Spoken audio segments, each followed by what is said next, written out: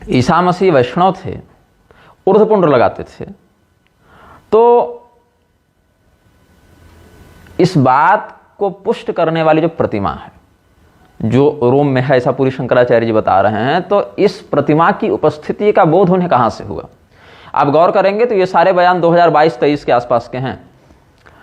तो जब हम यह जिज्ञासा व्यक्त करते हैं कि पूरी शंकराचार्य जी ने जिस प्रतिमा का संदर्भ दिया है, उस एक प्रतिमा का अस्तित्व क्या है, उस एक प्रतिमा का स्रोत क्या है, मतलब वो प्रतिमा कहाँ है, किस संस्था के द्वारा उस प्रतिमा का सत्यापन किया गया है, या किस विधा से ज्ञान होता है कि अगर ऐसे स्वरूप वाली कोई प्रतिमा है तो वह ईसा मसीह की ही प्रतिमा है। ये कैसे पुष्ट होता है कि रोम में अगर ऐसी कोई प्रतिमा है? तो रोम की यह प्रतिमा, अब शंकराचार्य स्वयं तो रोम गए नहीं होंगे देखने के लिए, और रोम का कोई व्यक्ति आकर बताया होगा इनको, तो क्या बताया, कैसे बताया, कब बताया, इसका उन्हें विस्तृत उल्लेख करना चाहिए था।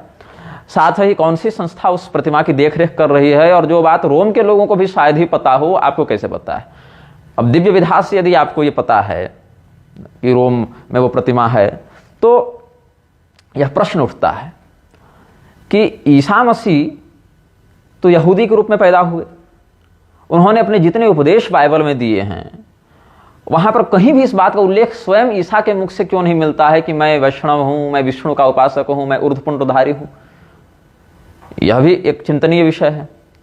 तो ईसाई मिशनरियां यही तो चाहती हैं कि ईसा को किसी प्रकार से हिंदू धर्म में ऐसा घुसा दिया जाए, ऐसा मिला दिया जाए, ऐसा मिश्रित कर दिया जाए कि अलग कर न सके कोई व्यक्ति। और दक्षिण भारत में, भारत के दक्षिणी भाग में आप जाकर देखें तो पाएंगे कि वहां पर तो मंदिर की तर्ज पर चर्च बन रहे हैं, मंगल उत्सव मनाए जा रहे हैं, यीशु सहस्रनाम बनाए जा रहे हैं, यीशु कथा, यीशु पुराण सब चल रहे हैं, संस्कृत में बाइबल छापी जा रही है, और ईसा मसीह को कहीं कार्तिकेय स्वामी, मुरुगन स्वामी के स्वरूप में दिखा रहे हैं।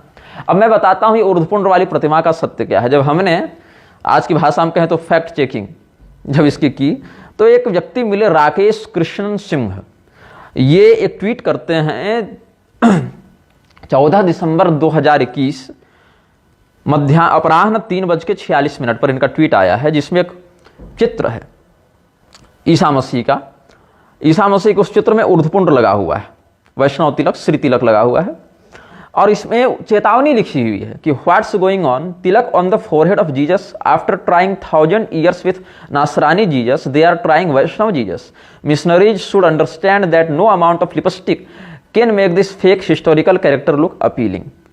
यहाँ पर स्पष्ट राकेश कृष्ण सिंह जो हैं वो कह रहे हैं कि ये ईसा की प्रतिमा नकली है, और मिशनरियों के द्वारा ऐसा कोई भी प्रपंच, कोई भी षड्यंत्र जो कि 1000 वर्षों से जीसस को नासरानी बताया, अब ये बता रहे हैं कि ये तो हिंदू था, वैष्णव था, ऐसा, तो ये सफल नहीं होगा।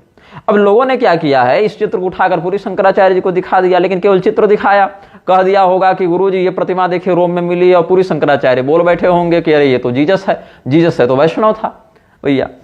तो अगर इन्हीं बातों का, जबकि यहाँ राकेश कृष्ण सिंह ने चेतावनी के लिए पोस्टर दिया है, ये लेख लिखा है, ये ट्वीट किया है कि ऐसा भ्रामक प्रचार मिशनरियों के द्वारा किया जा रहा है।